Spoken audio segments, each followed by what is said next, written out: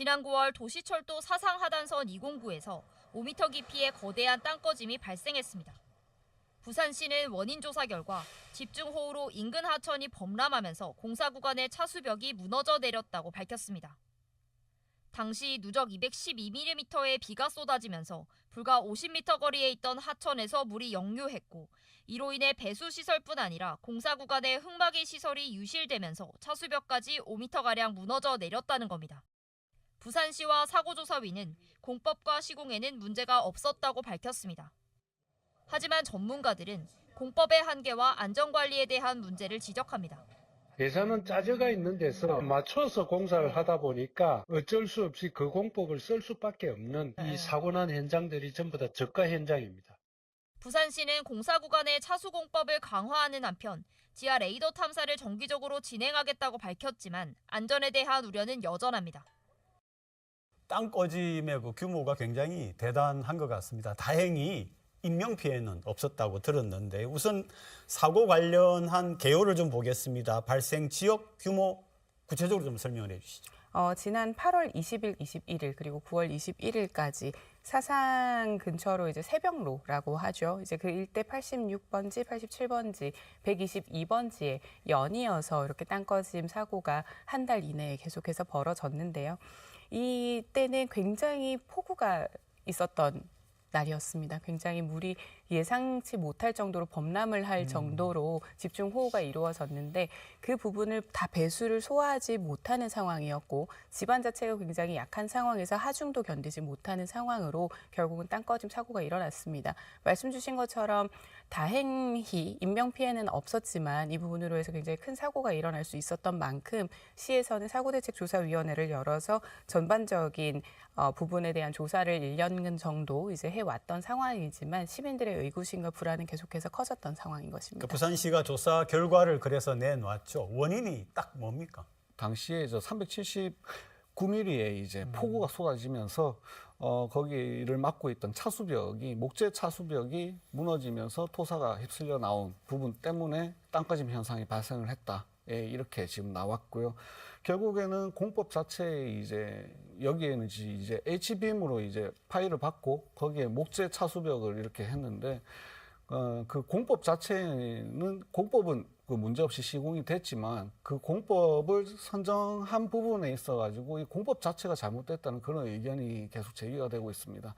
여기 같은 경우에는 재난위험지구였고 그리고 그 집안이 연약 집안인 그런 부분이기 때문에 애초에 공법을 그런 것들을 감안을 해서 극한의 상황을 이겨낼 수 있는 공법을 그러니까 차수벽을 콘크리트로 이제 할 수 있는 그런 공법을 써야 된다 이런 의견들이 전문가들 사이에서 나오는데 부산시 입장에서는 그 경제성과 이제 안전성에 대한 이제 효율성 차원에서 그 경제성을 하지 않을 수 없었다 이런 의견을 지금 계속 내고 있는 상황입니다. 그러니까 부산시는 공법하고 시공에 문제가 없었다 하는데 그게 아니다. 전문가들은 공법에 한계가 있었다. 이렇게 이야기합니다.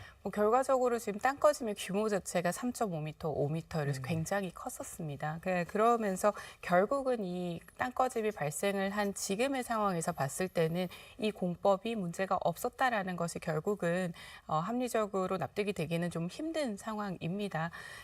당시 전문가들의 의견까지도 좀 포함을 해서 본다라고 하면 지금 이 집안은 앞서 말씀 주신 것처럼 연약 집안입니다. 그리고 모래질이기 때문에 이 부분에 지금 시공을 할 때 있어서 시간이 지나면서 여기에 대한 품질 저하가 일어나면서 오히려 약화가 되지는 않을지 그리고 어느 정도의 호우나 그 수량까지도 감당을 할 수 있을지에 대한 계산이 정확했는지가 이제는 그 당시의 계획서를 보면서 한 번 더 짚어봤어야 되는 구간이라고 생각을 하고요. 우선은 틈새가 좀 벌어지게 되면 그 사이로도 유출이 될 수 있는 위험이 있었을 텐데 그런 부분까지도 충분히 고려가 되지 않았다라는 지점에 대해서는 품질 확보조차도 어려웠다라고 전문가들은 판단하고 있는 상황이라 이 예산에 맞춰서 경제성만 생각한 안전이 좀 유실된 공사는 아니었나라는 그런 비판이 나오는 상황입니다. 지금까지 우리가 얘기한 거는 209의 5m 땅 꺼짐을 이야기했는데 109에도 땅 꺼짐 현상이 있었고요. 그 원인에 대해서 지난 11월에 발표를 했잖아요. 그 부분도 한번 다시 짚어보죠. 예, 109 같은 경우에는 기존에 이제 지하 그 설계가 있었는데 그것도 이제 뭐 마찬가지로 H빔의 이제 목재 차수판으로 하는 거였는데 그것 자체도 이제 지하에 있는 매설물들 이제 광 케이블이라든지 하수도관 이런 것들 때문에 이제 완전한 이제 그라우팅이 되지 않은 부분들 때문에 여기도 이제 그 호우가 많이 내리다 보니까 그라우팅이 안 되던 부분에서 땅 꺼짐 현상이 발생한 그런 부분들이 나왔습니다, 이번에. 결국에는 지하 매설물에 대한 이제 그거 예측을 제대로 못했던 부분들이고 공사하다 보면은 이제 그라우팅은 시멘트를 이제 붓는 거기 때문에 지하 매설물 이제 케이블이 깔려져 있는 부분들은 시멘트로 이제 시공을 할 수 없는 것들이거든요. 이런 부분들에 대해서 사전에 예측을 좀 미리 잘 했어야 된다. 이런 부분들을 지적을 할 수밖에 없는 것이고, 그러한 사항들을 이제 저희가 지난 시의회 행정감사 때도 그 건설교통위원회 상임위에서 많은 지적들이 있었습니다. 네. 그렇기 때문에 이번에 이제 사후 조치로 거의 구간에 대해서 이렇게 설계가 변경된 구간에 대해 가지고 그라우팅을 다시 재시공을 하고 GPR 장비들도 현장에 배치를 하면서 사전에 못했던 부분들을 탐사를 하면서 또 진행을 할 수 있도록 그렇게 조치를 지금 취하고 있는 그런 상황입니다. 그러니까 이제 109 같은 경우에는 석 달이 지났잖아요. 그러니까 실질적인 보강이 이루어졌습니까? 마무리됐습니까? 아직 그렇게 충분히 이루어지지는 않은 상황입니다. 이게 아무래도 이제 그 원인까지도 함께 이렇게 살펴보면서 조사와 함께 동시에 이루어지기 때문이라고 보이는데요. 이 부분에 대한 것도 결국은 시민 안전 문제이다 보니 조금 더 신속하게 진행이 될 필요는 있어 보입니다.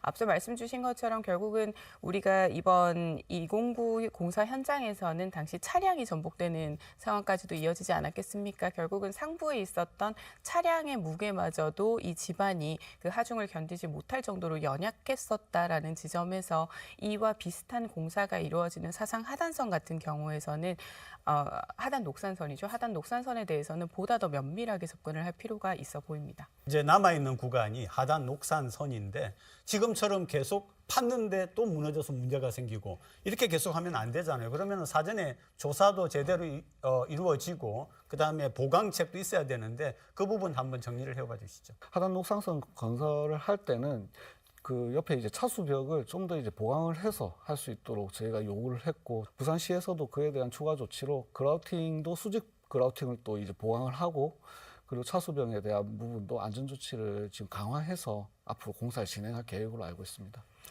이렇게 된다면 사실은 사상 하단선, 하단 녹산선 자체가 이제 사고가 난 것도 문제지만은 개통 자체가 더 느려지게 됩니다. 그러니까 이미 굉장히 개통 자체에 대해서도 지연이 되고 있는 부분에서 많은 시민분들께서 불편을 안고 계시고 또 가덕 신공항까지도 생각을 한다면 하단 녹산선 그 이후에 가덕선까지도 우리가 경계를 해야 되기 때문에 그 고민 아래에서는 사실은 공사 자체가 지연이 되는 부분은 좀 막아야 할 필요도 있습니다. 그러기 위해서는 초반 단계에서부터라도 큰 돈을 들여서라도 면밀한 집안에 대한 검진이 필요할 것으로 보이고요.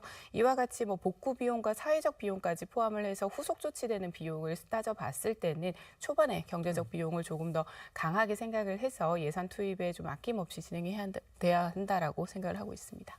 네, 오늘 두 분 고맙습니다. 네.